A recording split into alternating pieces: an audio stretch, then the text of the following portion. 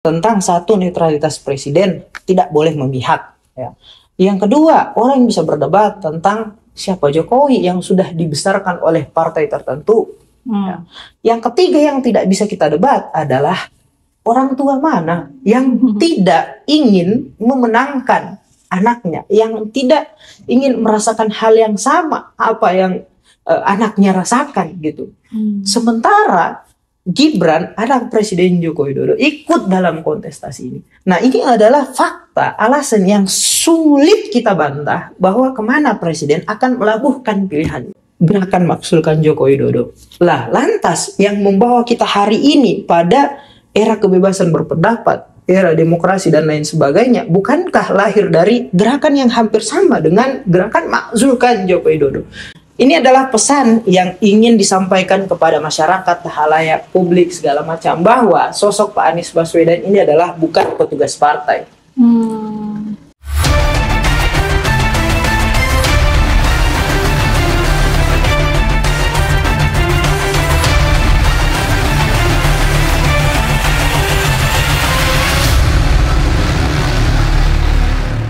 Bismillahirrahmanirrahim. Assalamualaikum warahmatullahi wabarakatuh. Alhamdulillahirabbil alamin. Balik lagi di Bloko Suto Channel dalam pembahasan berita populer bersama kami yang sampai hari ini tak kunjung populer ya.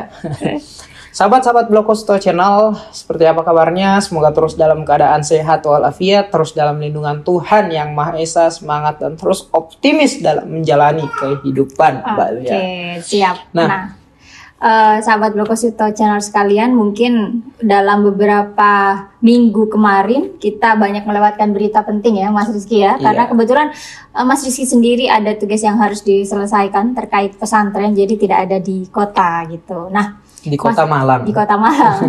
Jadi mungkin kita langsung aja Mas Rizky ya. Jadi beberapa hari kemarin kita banyak kehilangan momen-momen penting yang bisa kita bahas nih ke teman-teman Bloko Suto. Salah satunya adalah bagaimana tentang debat cawapres terakhir gitu. Tapi mungkin udah banyak yang mengulas itu.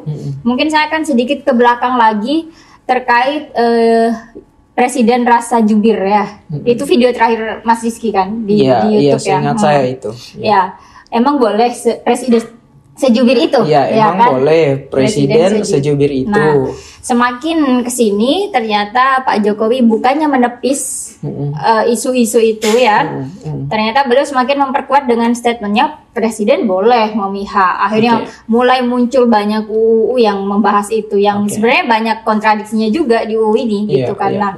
Tapi itu satu soal. Soal lainnya adalah ini kan ada seorang presiden yang seharusnya tidak boleh secara terang-terangan begitu ya bersikap begitu. Nah, di sisi lain kita lihat nih di Timnas Amin gitu. Saya sebut langsung aja kan ya, di Timnas Amin ada petinggi partai yang saya lihat dari awal ini pengusungnya petinggi partai ini nggak muncul-muncul nih selama kampanye.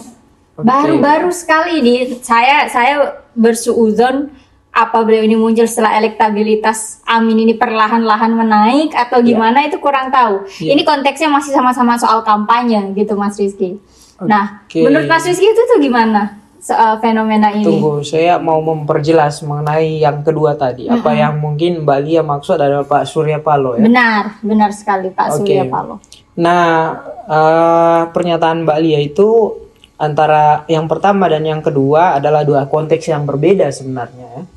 Berbeda dalam hal ini adalah di sisi lain ada yang memperlihatkan strategi yang banyak menuai kontroversial gitu Mbak Lia, dan yang kedua adalah tentang bagaimana strategi yang mungkin hari ini tidak dibaca oleh orang-orang. Tapi sebentar kita akan obrolkan itu. Nah, yang pertama Mbak Lia terkait dengan video saya yang paling terakhir dalam channel Bloko Suto ini adalah berkaitan emang boleh presiden sejubir itu.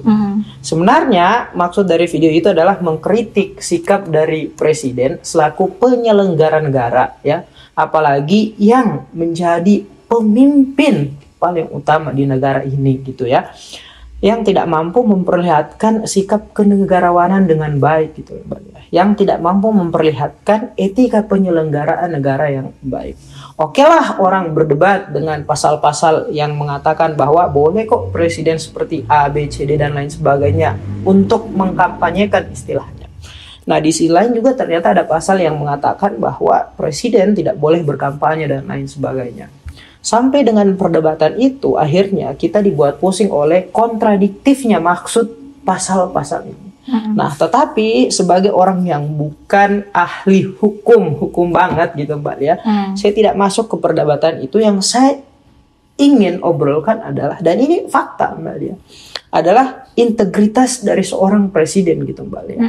Yang kemarin dia mengatakan A, kemudian hari ini lagi dia mengatakan justru yang sebaliknya, A minus gitu Mbak Lia. Apa itu? Adalah tentang bahwa presiden, wakil presiden, gubernur, wali kota, ASN, setingkat penyelenggara negara lainnya gitu Mbak Lia, tidak boleh ikut berkampanye atau harus bersikap netral.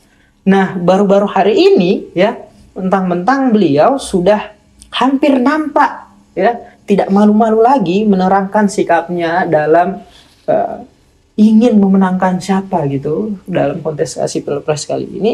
Akhirnya ya ibarat apa ya Mbak Lia ya, saya tidak ingin bilang bahwa presiden itu sama dengan tai. Tai disembunyikan dimanapun, ditutup rapat-rapat bagaimanapun, baunya tetap akan kelihatan. Nah ini yang saya ingin bilang, ini bukan sikap ya, ya bukan sikap. Menghina presiden secara fisik ataupun apa dan lain sebagainya, tapi sikap yang memperlihatkan inilah karakter sesungguhnya dari Pak Presiden Joko Widodo. Kemarin dia bilang A, hari ini dia bilang sebaliknya gitu. Tapi untuk persoalan itu ini bukan yang pertama kalinya juga. Nah kan, itu yang saya mau bilang, kalau nggak usah kita naif melihat sikap presiden yang loh kemarin kok A, sekarang sebaliknya. Bukan hanya hari ini sahabat-sahabat sekalian, sebelumnya bahkan ini adalah karakter yang menular ke anak-anaknya gitu ya. Bagaimana kita lihat Kaisang juga Gibran ya, yang kemarin sebenarnya tidak ingin mendekatkan diri dengan kerja-kerja politik, tapi akhirnya hari ini wah luar biasa. Kayaknya yang bahkan sampai ke tim sesnya gitu dan sekali sifatnya Mas. Yang satu berkarir di partai politik dan menjadi ketua umum partai, yang satu justru bargaining positionnya hari ini luar biasa. Tawarannya sebagai calon wakil presiden meskipun baru 2 tahun sebagai wali kota dan minim pengalaman, minim prestasi dan lain sebagainya itu Pak. Tapi saya ingin kembali ke tadi bahwa jangan heran ini adalah seperti itunya lah karakter dari Presiden Joko Widodo ini yang hari ini A, besok bisa sebaliknya gitu Mbak Lia. Nah kembali ke tadi. Di sini yang saya ingin soroti kepada sahabat-sahabat sekalian, bahwa okelah orang berdebat dengan etika penyelenggaraan negara yang baik, bahwa bagaimana presiden itu semestinya tidak boleh melaksanakan atau ikut berkampanye dalam hal ini, memperlihatkan sikapnya untuk memihak kepada pasangan calon lain. Kalau menggunakan alasan dari salah satu kader PDIP gitu, Adian Apitupulu, ia mengatakan presiden boleh berkampanye asal tidak menggunakan fasilitas negara, bla bla bla bla bla bla dan lain sebagainya. Nah, akhirnya dia sendiri mempertanyakan bagaimana hal-hal yang sudah terlanjur melekat kepada dia, yang sulit dipisahkan kepada dia, dan sementara itu secara otomatis dia gunakan dalam hal-hal mengkampanyekan salah satu pasangan calon. Misalnya pesawat ya, yang ia pakai dari satu kota ke kota lain, yang melakukan kunjungan dari kota A menuju kota B, C, dan lain sebagainya. Kemudian di satu titik tertentu ia berbicara tentang satu pasangan calon. Nah, apakah berarti itu sebenarnya dari pasal-pasal pun sekat untuk memperjelasnya itu nggak ada sebenarnya Mas Rizky? Nah, itu satu. Yang kedua, misalnya pasukan pengamanan presiden itu apa? Misalkan presiden ke kota A membicarakan sesuatu tentang pasangan calon tertentu, tidak diamankan oleh pasukan pengamanan presiden. Karena segala macam itu adalah fasilitas negara, fasilitas yang dimiliki oleh seseorang ketika ia menjadi presiden gitu. Nah ini yang sulit kita bedakan Mbak Lia, karena ada beberapa hal yang secara otomatis itu melekat gitu, yang sudah tidak bisa kita sekat sebagai fasilitas yang bisa kita pisahkan ketika dia kepada berkampanye. Individu presiden yang ingin berkampanye Berarti memang ataupun ikut sebaiknya berkampanye. ya memang udah netral aja ya. Nah, makanya orang mengatakan sebaiknya memang ya semestinya bahwa presiden itu nggak usah ikut-ikut berkampanye gitu, harus menunjukkan sikap yang netral. Meskipun di sisi lain orang sudah menebak bahwa sudahlah Pak Jokowi, Anda meskipun tidak ikut dalam gimmick perkampanyean pasangan calon, ikut bilang A, B, C, D, mengendorse pasangan calon tertentu, ikut dalam beberapa kunjungan gitu daerah ya. Anda, kita kan tahu sebenarnya bahwa kepada siapa pilihan Anda itu akan berlabuh gitu. Orang memperdebatkan. Dari kader PDIP kan hari ini muncul lagi beritanya ingin membuka komunikasi kembali bersama Presiden Joko Widodo bersama pasangan calon nomor urut 2 untuk siapa tahu mungkin bisa bersatu kembali dan lain sebagainya. Itu karena apa? Alasan loh kok Pak Presiden Pak Jokowi nggak mengingat ya peran kita selama ia dibesarkan sampai hari ini dalam konteks karir politiknya. Ia menjadi wali kota, gubernur, presiden 2 kali, begitu juga dengan keluarga-keluarganya yang didukung oleh partai PDIP katakan saja ya. Tapi yang menjemput duluan ini kan berarti Pak Jokowi kan, Mas Rizky? Iya, itu yang saya mau bilang, artinya loh kok masih ada harapan-harapan bahwa Pak Presiden Joko Widodo akan melabuhkan pilihannya kepada siapa gitu Mbak ya. Karena ya mungkin orang bisa berdebat tentang satu, netralitas presiden tidak boleh memihak ya. Yang kedua, orang bisa berdebat tentang siapa Jokowi yang sudah dibesarkan oleh partai tertentu ya. Yang ketiga yang tidak bisa kita debat adalah orang tua mana yang tidak ingin memenangkan anaknya, yang tidak ingin merasakan hal yang sama apa yang anaknya rasakan gitu. Sementara Gibran, anak Presiden Joko Widodo, ikut dalam kontestasi ini. Nah, ini adalah fakta, alasan yang sulit kita bantah bahwa kemana Presiden akan melabuhkan pilihannya. Ya jelas kepada siapa Gibran ini berpasangan. Paslon nomor urut 2. Nah, maka dari segala macam yang sudah ditampilkan oleh Presiden Joko Widodo, muncullah satu gerakan yang menurut saya konkret menyelesaikan persoalan etika penyelenggaraan negara kita yang sudah luar biasa sewenang-wenang adalah makzulkan Presiden Joko Widodo. Iya, itu juga kemarin sempat disinggung tipis sebenarnya sama Bung Faisal Asgaf. Iya. Cuman hanya saja mencuat ke publik dari caption Prof Mahfud di Instagram. Iya. Gitu. Nah, cuman katanya nggak bisa ya Mas Rizky ya. Nah, oke. Susah kan. Mari kita bahas soal itu, Mbak Lia.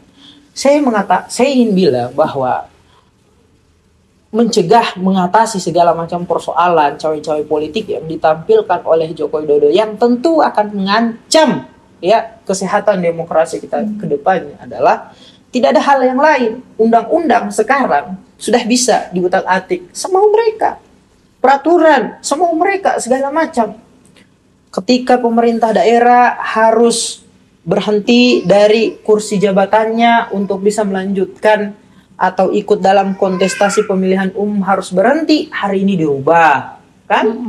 Apalagi undang-undang PKPU tentang batas usia capres cawapres diubah segala macam, threshold gampang sekali diubah. Karena apa? Memang hari ini lingkar kekuasaan kita baik dari eksekutif, legislatif, yudikatif sangat powerful Mbak. Maka memang yang konkret solusinya adalah makzulkan Presiden Joko Widodo. Sayangnya ya pesan ini ditangkap oleh sebagian orang karena efek komando politik dari lingkar kekuasaan kepada influencer, kepada pengguna-pengguna TikTok, kepada artis-artis dan lain sebagainya untuk menaikkan isu ini bahwa makzulkan Jokowi ini adalah isu politik untuk memenangkan pasangan calon tertentu. Gila kan? Nah padahal kalau kita mau melihat memang sangat masuk akal kenapa isu atau gerakan makzulkan Joko Widodo ini digalakkan. Hari ini kenapa baru digalakkan? Karena ini adalah klimaks dari segala macam kesewenang-wenangan yang sudah ditampilkan oleh Presiden Joko Widodo. Dan tidak ada harapan lain lagi selain itu. kita mau menempuh mekanisme jalur hukum sesuai dengan teori-teori dan lain sebagainya kan sudah dibantah. Kan juga sudah menjadi pengalaman. Kemarin-kemarin kita dimatikan harapannya terhadap mekanisme hukum yang berdasarkan teori-teori segala macam lainnya itu. Berarti sebenarnya pemakzulan Jokowi ini kan berangkat dari semua kesewenangan yang sudah terjadi, hanya saja susah dilakukan karena ketika isu ini digalakkan, digaungkan, mereka pun melempar isu bahwa pemakzulan Jokowi ini sebenarnya hanya untuk memenangkan paslon yang lain, kan begitu ya kesimpulannya Mas Rizky. Padahal kan sebetulnya memang seharusnya beliau turun agar demokrasi ini sehat kembali. Ya terserah gimana kelanjutan kampanyenya kan, mau 02 menang ya udah, 01 menang ya udah, 03 yang menang udah, yang penting kan kepercayaan publik ini yang dikembalikan, kan begitu ya. Nah, demokrasi kita ini cacat Mbak Lia, karena memang dalam proses perjalanan periode kepemimpinan Pak Joko Widodo ini bukan hanya hari ini memperlihatkan praktik bernegara yang sewenang-wenang mereka saja Mbak Lia.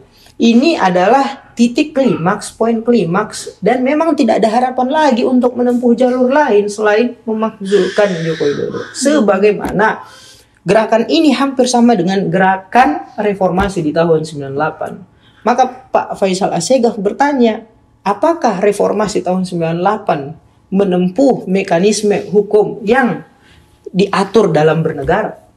Kan tidak, melalui jalur parlemen jalanan, demo, segala macam, nuntut A, B, C, D, dan lain sebagainya.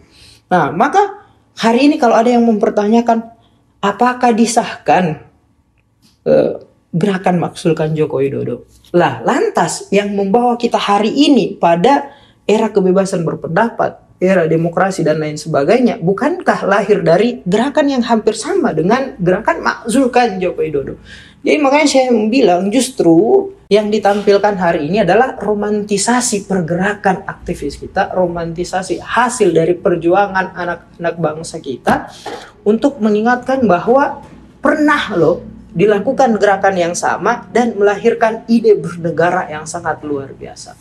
Nah, kenapa itu saya bilang titik klimaks Mbak Lia? Karena kecacatan demokrasi kita di era Pak Jokowi ini luar biasa, bukan hanya hari ini ditampilkan. Bagaimana Undang-Undang Cipta Kerja, Undang-Undang KPK, Undang-Undang Kesehatan, segala macam rancangan undang-undang yang diusulkan oleh pemerintah ataupun inisiatif dari DPR gampang sekali lolosnya Mbak Lia. Kan termasuk terbukti dengan ketika Undang-Undang Cipta Kerja ini disahkan, banyak sekali materi-materi dalam Undang-Undang Cipta Kerja ini yang masih bermasalah secara substansial ataupun penulisan Mbak Lia, sehingga akhirnya memunculkan demo besar-besaran menentang. Sampai kan pada akhirnya dibawa kepada Mahkamah Konstitusi. Nah, Mahkamah Konstitusi bilang apa? Ini direvisi, libatkan segala macam elemen-elemen ya yang terkait dalam Undang-Undang Cipta Kerja ini. Ini memberikan pesan kepada kita bahwa kenapa kita tidak bisa menilai Undang-Undang Cipta Kerja ini adalah satu praktik kekuasaan yang sewenang-wenang. Sementara jelas pembuktian oleh Mahkamah Konstitusi seperti itu. Artinya dalam prosesnya memang Undang-Undang Cipta Kerja ini hanya melibatkan segelintir kelompok saja gitu. Begitu juga dengan proses perjalanan demokrasi Pak Jokowi sampai akhirnya hari ini kita melihat. Oke. Berarti itu tadi sekaligus Mas Rizky menyinggung pemakzulan ya? Iya, tapi begini Mbak Lia, yang saya ingin singkatkan atau simpulkan dari segala macam persoalan yang terjadi di negara ini, segala macam dinamika yang sudah terjadi, praktik bernegara yang jauh dari yang kita harapkan, sewenang-wenang mereka dan lain sebagainya, tidak ada jalan yang lain selain memakzulkan Pak Joko Widodo. Nah ini yang harus kita galakkan. Itu kesimpulannya ya. Iya. Terus yang kedua, tadi ini yang sempat saya singgung di awal. Soal kampanye petinggi partai yang baru muncul. Kenapa di awal saya bilang Mbak Lia, ini adalah dua poin yang sangat kontras atau berbeda gitu Mbak Lia. Karena arahnya berbeda. Kalau yang satu terlihat ini semacam satu strategi menuju kesesatan yang terlihat oleh halayak dipraktekkan oleh Pak Presiden Joko Widodo, paslon nomor 2 dan segala macam kroni-kroni di belakangnya. Nah, yang saya lihat dari apa yang ditampilkan oleh petinggi Partai Nasdem, paslon nomor urut 1 adalah satu strategi yang sulit dibaca masyarakat, dan ini yang saya ingin buka, Mbak Lia. Bahwa kenapa Pak Surya Paloh baru muncul dalam berbagai macam kunjungan daerah Pak Anies Baswedan, agenda kampanye, agenda pertemuan, atau kita sebut saja setiap program desak Anies tidak muncul beliau. Ini adalah pesan yang ingin disampaikan kepada masyarakat, halayak, publik, segala macam, bahwa sosok Pak Anies Baswedan ini adalah bukan petugas partai. Bukan orang yang dengan ketika dia memimpin, ya akan memutuskan kebijakan A, kebijakan B, program A, program B akan sangat mudah diintervensi oleh para petinggi partai. Nah, ini kan isu yang berkembang ketika threshold mulai dipraktekkan, threshold menyandra pasangan calon siapapun itu, threshold memasukkan orang dalam lingkaran praktik berdemokrasi yang cacat atau tidak sehat. Berarti ini meminimalkan isu bahwa Pak Anies akan disetir atau Pak Anies akan punya utang budi, ya berarti ya. Dengan tidak memunculkan Pak Surya Paloh ya dalam setiap agenda-agenda Pak Anies Baswedan tadi ini. Nah, sampai hari ini akhirnya muncul, itu kenapa? Ya karena sudah menjelang, sudah mendekati hari H pencoblosan. Bahkan dengan tidak munculnya Pak Surya Paloh dari sekian agenda kemarin, opini yang muncul juga liar loh jadinya. Ada yang bilang sebenarnya Pak Surya Paloh dipijusuk, yang kemudian di akhir akan memecah suara di kubu Amin sampai seliar itu. Cuma ya syukur alhamdulillah sekarang beliau menampakkan diri nih di kampanye Anies. Amin gitu. Amin. Ya, kenapa strategi itu saya pikir adalah satu penilaian yang harus kita buka kepada masyarakat, karena banyak juga pendekatan yang bisa kita lihat, Mbak Lia. Dimulai dari Partai Nasdem yang terus mengkampanyekan, mengatakan bahwa sosok Pak Anies Baswedan ini adalah sosok yang akan membawa perubahan lebih baik kepada negara ini. Bahwa sosok Pak Anies Baswedan adalah sosok yang tidak lahir dari kepentingan manapun, ya. Dia tidak terikat oleh kelompok A, B, C, D, tetapi dia dilihat sebagai sosok oposisi yang melihat beragam macam problem fundamental bernegara, hadir untuk menyelesaikan itu. Dirangkul ya, dirangkul untuk menyelesaikan itu. Maka oleh Partai Nasdem dirangkul untuk menyelesaikan segala macam. Yang kedua, mengenai kemarin Mbak Lia, statement-statement ketika proses pencalonan presiden di awal-awal Mbak Lia. Kan waktu itu isunya, beritanya yang ditangkap oleh publik, siapapun pasangan calon yang akan dipasangkan dengan Pak Anies Baswedan, itu semua akan bergantung dari pilihan Pak Anies Baswedan. Nah, isu ini kan semakin menguatkan strategi kampanye yang diperlihatkan oleh pasangan calon nomor urut 1 gitu ya. Ingin mengatakan kepada masyarakat bahwa ini adalah praktek yang sudah kita jalankan, bahwa kita tidak memberikan ruang intervensi kepada Pak Anies Baswedan sebagaimana tren fenomena yang hari ini terjadi kepada para penyelenggara negara, ya, petugas partai lah, intervensi partai lah, segala macam, bukan cuma pasangan calon nomor 3, pasangan calon nomor urut 2 dan rezim yang sudah sekarang berlangsung. Oh, bahkan di Pak Prabowo pun apakah ada melekat bahwa beliau adalah petugas juga gitu? Karena yang saya baca-baca ada alasan orang memilih Pak Prabowo karena dia tidak akan disetir, katanya begitu. Ini yang lucu. Justru itu adalah salah satu statement yang menaifkan segala macam keadaan bernegara kita. Bagaimana mungkin tidak, ya? Dulu Pak Prabowo kita lihat sebagai satu karakter, anggaplah dia dijuluki atau dia diklaim sebagai sosok macan Asia. Ya. Sekarang apa? Karena kepentingan politik, kepentingan kekuasaan, berubah model politiknya, bukan jati dirinya. Berbagai macam statementnya yang berubah, ya. Karena apa yang hari ini dia tunjukkan jauh dari apa yang pernah ia tampilkan. Saya bisa breakdown Mbak Lia kalau kita punya waktu yang panjang untuk menggumulkan ini.